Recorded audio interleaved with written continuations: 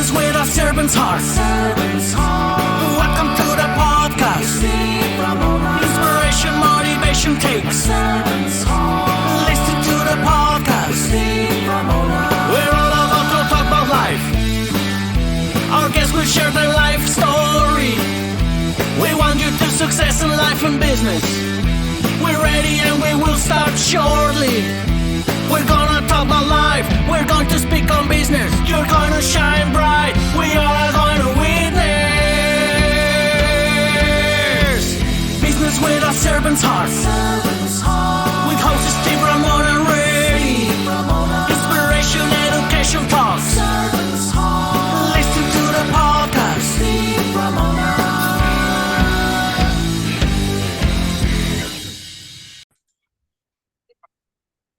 Welcome, everyone, to Doing Business with a Servant's Heart podcast. Doing business and life with a purpose, serving others, and yes, achieving success. I'm your host, Steve Ramona. We created this show for you because we want everyone to be motivated, inspired, and educated to make an impact in your world. My guest today is going to blow your head off. She is incredible. But while you're listening to her today, I want you to think about how you're going to serve today, not tomorrow, but today. And what impact will create with that service today. You see, I said today twice. Let's not wait. Let's start serving people right now. With that being said, I want to thank my sponsor, pitchdb.com, being a guest on over 3 million podcasts, speak at over 18,000 conferences, and much, much more. Build your thought leader platform with the incredible opportunity to show who you are. Now, I talk about impact and I talk about life and business. To me, real estate is one of the toughest industries and greatest industries all in one because it's the most emotional thing most people are going to do. It's a lot of money. And my guest today is going to walk us through that journey and make it so simple for you that you're going to want to fly to Florida and have her sell your home. Melissa, welcome to the show. Thank you so much for being here. I'm so excited, actually. Thank you.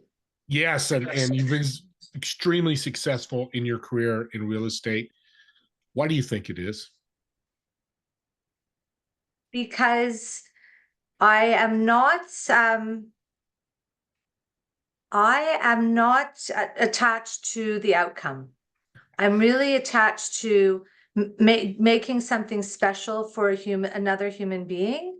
I'm never money driven. I'm really client driven and family driven, and how we can make a difference and how we add value to another person's life, whatever that might look like for that person, because it's different for everybody.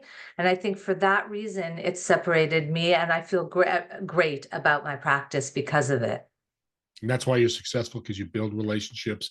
It's client first. You do what's best for them. And even it might not be best for you, it's always best for the client, correct? 100%. It's always client driven first.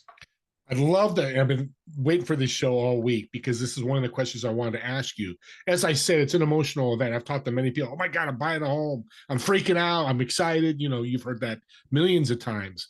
What will you tell people listening that are thinking of buying or selling their home? How do they handle their emotions? It's tricky because it is emotional and we're passionate about things, but there's the emotional part and then there is the financial part. And how do we combine those to make sure that they're right for the goals and objectives of that person? And you often see more of the emotional when people are buying, in my market, buying new construction, and they're fabulous and they're dazzled with every amenity known to mankind. But then after the purchase, we also need to make sure that the numbers are going to work for them if they're going to live there, if they're going to lease it to somebody else, to make sure that it's a good financial decision for their future. So there's always a time you're going to say no. Go, Steve, I know you love this home. It seems like your dream, but it's just not going to fit your financial and emotional where you are today, correct?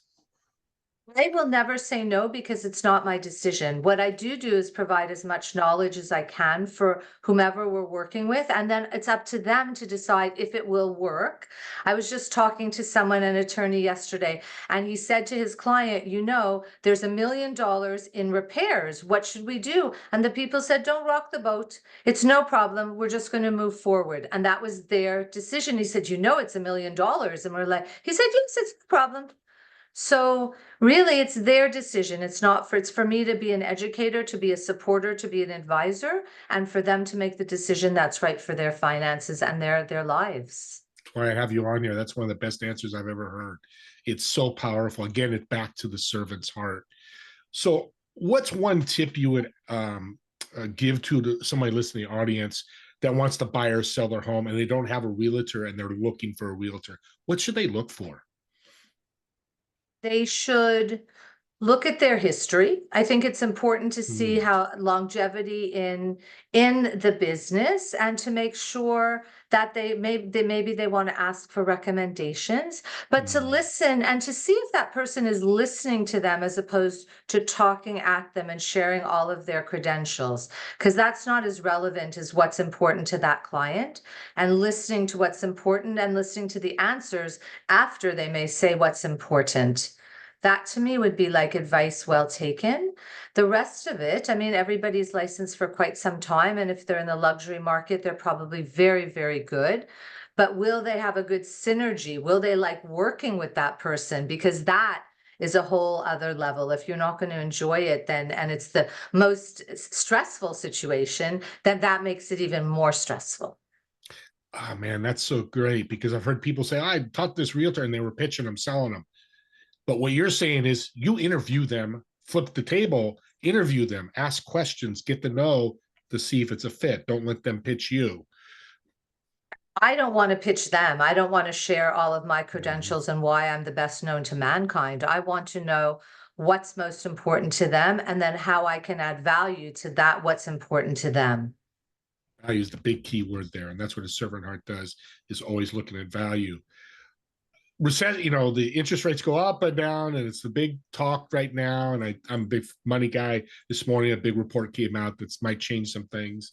What do you tell a potential buyer or seller about these interest rates and where they're at, where they're going, and what's happening? I mean, as you said, they are up from 2 years ago and last year. However, from 10 years ago, they're way down, and they will ebb and flow. If someone wants to buy property now, it's their home, they're going to enjoy it. They can always do so now. And then as interest rates fall, once it's equitable, they can always refinance. It's really about what's important to that person in their lives right now. The extra dollars every month is not nearly as important as being at peace, living in their shrine, having a beautiful home that they can come home to, whether they're single, with their families, with their pets.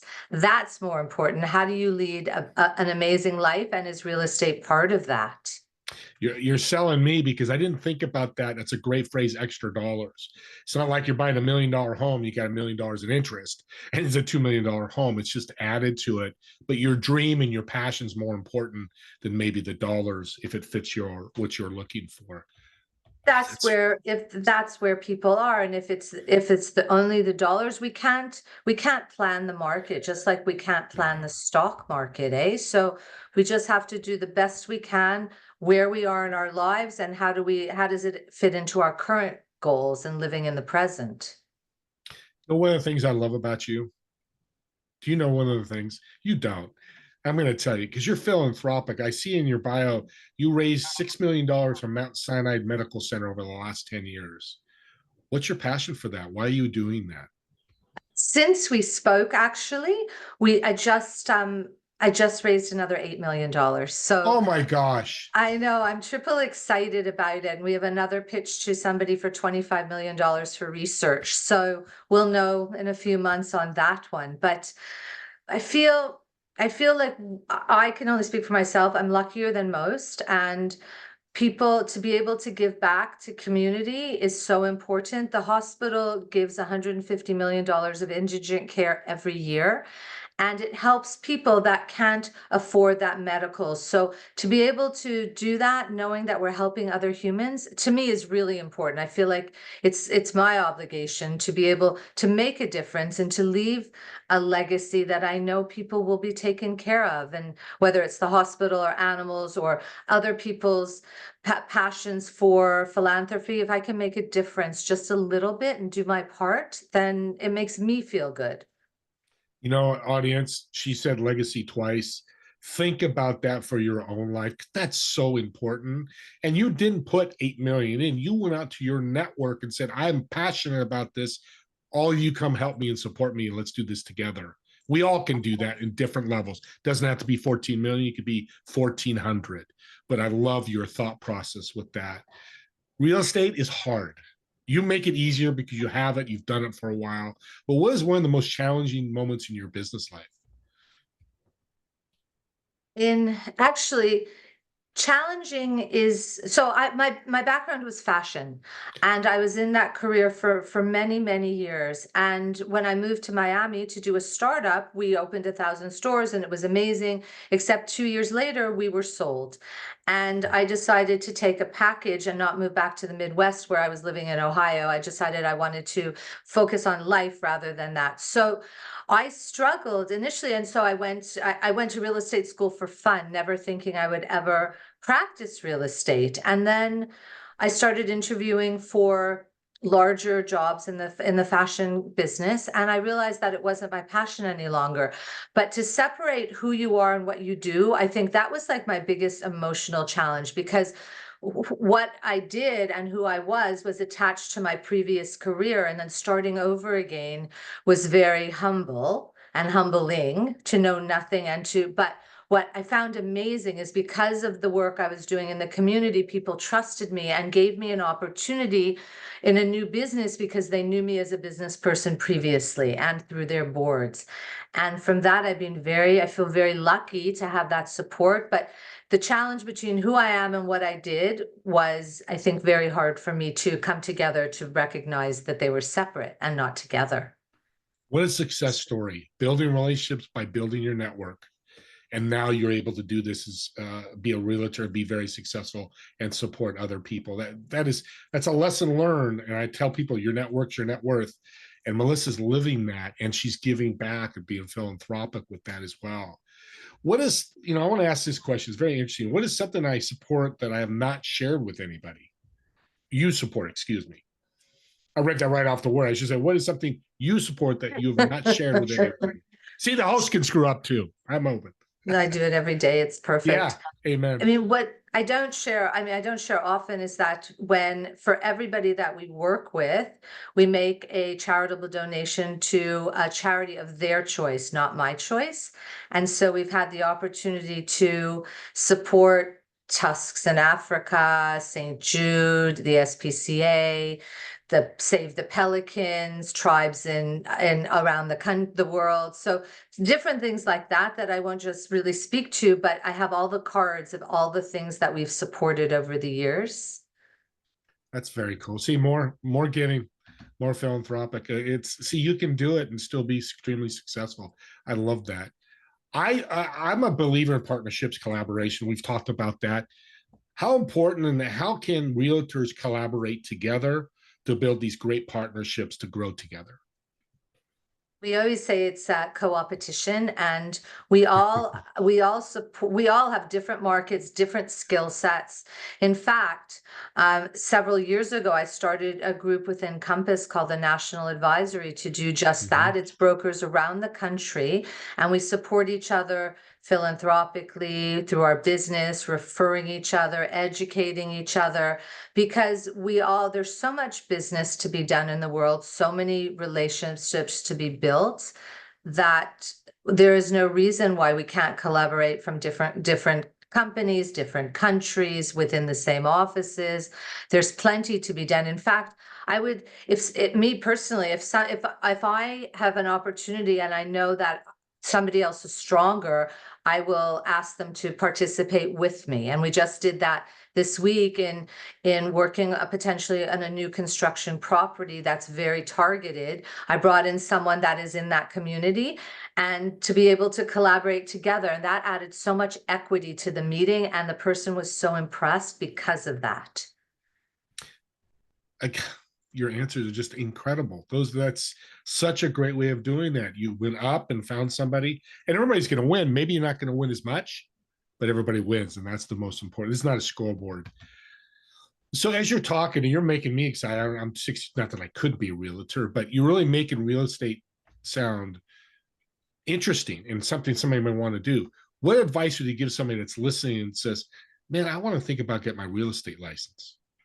Super fun. So I would say the first thing is to get your real estate license, and Yeah. then to join a team, because a team you will get educated on, and that team lead will ask you to do so many things to help you grow, collaborate without ego, do whatever it takes. There's nothing, I will do everything. There's nothing that I would not do that I haven't done myself. And especially, I always learned that if you're going to ask somebody to do something, always make sure you do it yourself first, so that you're able to teach them and to learn and to absorb and to recognize that it's really hard work. The television programs make it seem super simple and, hi, let's buy the $50 million property. Okay, great. Let's go for tequila afterwards. But it's really beautiful work, but it's hard work, and it's romanced on television, but the reality isn't always as romantic. And you will see the top agents that work 24 hours a day at some point to make things work for their clients. I'm glad you mentioned the TV shows. I watch them, probably a guilty pleasure, but I watch to dream and look at big houses. Some of those houses I wouldn't even think about buying. These athletes are buying 8-bedroom, 20-bathroom, basketball gym, 8,000 square feet for themselves. It's crazy, and I won't get into that. But that's just how people are with real estate. How important is that new realtor or the person getting into it to ask questions? It's so important. And we're learning, just like you, we learn every single day. Mm. But if you don't have an answer, the most important thing is to be honest and say, I don't know, but I will get you that answer really quickly, and then do so and follow up. If there are several skills as a professional anyway, but just follow up, be respectful. I always say, if they have to ask me before I get the answer to them, then I'm not doing my job well enough. So always ask. Don't be afraid to ask, because if we're not making mistakes, we're not learning and growing, and we're going to grow every day. Even if you're in this business for 25 years, you're still growing. Question came to my head. I don't know if you can answer. It's kind of a unique question, but what myth about real estate and realtors is out there that's just completely wrong? The biggest one, I think, as we talk about, is that we make a lot of money for very little work. That is the one that we get talked a lot about. And but it's so not true. In fact, we mostly work for free, because the reality is that not every client is ready to do whatever it is that they're doing, and you're working as hard for them and as diligently as those that may be ready.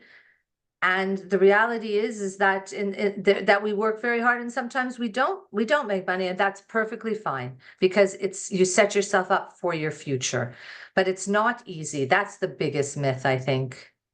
Read my mind. That's exactly where I wanted you to go, because so you mean I can't just get my real estate license and make 50,000 every year? Come on. No, I'm half kidding.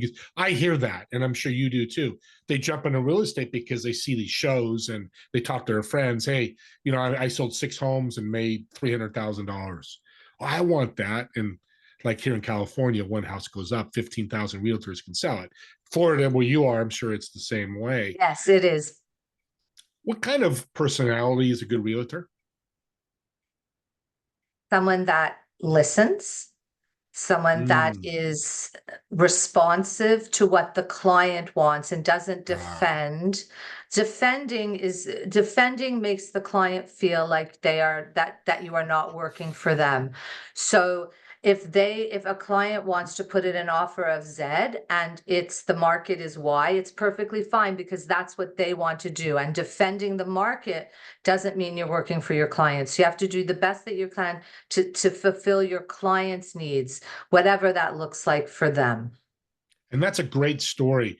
That leads to the second part is, so how do you handle, I go, hey, I want to sell my home for 6 million. You comped it at 4 million. Look at me. I got a little bit of the words. I don't know, comped it for 4 million. I go, I want 6 million. I'm selling this home. And 2 months go by, 3 months go by. Is that where you become obligated to come to me and say, hey, let's look at this and talk about it? It's two separate, I think it's two separate situations. If someone wants to sell their house for 6 and the value is 4, I often ask why, to better understand, because I'm going to have to explain that. So if Bob's house next door, which is almost identical, is asking for, why do you feel that yours is 6? So we better understand. The second is, what's the plan B if it doesn't sell within a specific period of time? Because if they're a seller and they're like, well, I don't care, this is my number, then that's one thing. And as a broker, then you go in there with your eyes open, knowing that situation. And if they say, well, I have to sell it within 6 months or whatever, there's family issues, then your direction is going to be different for them. That's well said. Thank you. You're absolutely incredible. I love talking to you about real estate. Like I said, I almost want to be a realtor. I won't be. But I want to get a little personal. Can I get personal with you? Of course. Oh, I love it. What's your most challenging moment in your personal life? 2, I would say.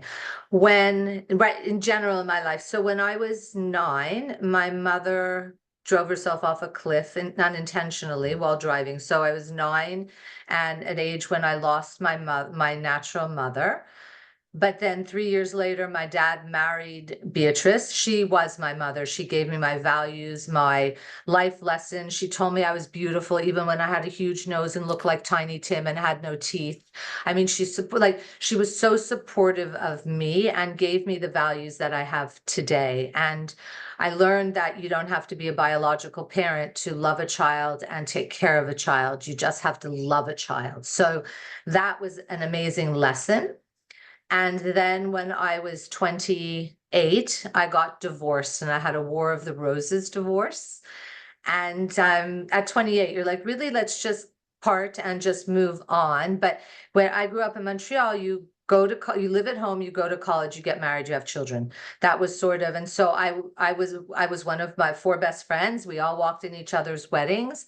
And it was a time when, oh my God, divorce was not like popular, if you will. And I thought no one would ever talk to me again. And I guess to get through that and to recognize that it was beautiful while it lasted, it wasn't the end all and be all, and to know that I could live a fulfilled life and potentially get married again was another lesson. So those were 2 lessons in my life and again, it depends, is the glass half full, glass half empty, or was the glass just the wrong size? And I love it. So life lessons, not bitter, just taking those life lessons and learning from them. Shout out to Beatrice, your mom, for building a wonderful woman. Your heart is exuding, and she's probably super proud of you. I am. Not that that means anything, but I just, as I'm listening to your story, I'm like, that is so powerful. One last one. What does Melissa do on a Friday night? Oh my goodness. Well, Melissa will have dinner parties because I love to host and cook. It's one of my passions. So I will have a dinner party. I will go out for supper with friends, go to theater. I love going to theater. So we'll do that, go to the movies. And in the movie theater near me, we can order supper in the movie. So it's like a guilty pleasure to have popcorn, to have supper, watch the movie, and just sort of be like quiet. Theaters have changed so much. I'm 62. Back then, it's like you go bounce some theater. I love that. You do the QR code, the food comes there. You don't miss any of the movie. So exactly. I love that you said fun. That. And popcorn, of course. And I'm going to put this out there publicly in a recording. I'm going to get your address. The next dinner party, I want to come out because I'm a foodie. You get me super excited. Oh my gosh. You tell me what that would be amazing. Truly. It would be. It would be very cool. Well, Melissa, I want to thank you so much. This has been incredible. Thank you for such a great show. Well, thank you for having me. I loved it. And anything I can ever do, I'm always here. I'm going to reach out. We're going to do this again because a lot more we can talk about. And audience, there were so many tips. If you're buying, selling a home, want to become a realtor, use the forward and reverse buttons on your podcast platform or on YouTube and go through it. Because I get this. It bothers me when people go, the podcast is too long. Well, then fast forward, reverse through it, find that part that really resonates with you. If you don't want to listen or watch the whole thing, me and Melissa would love for you to watch everything.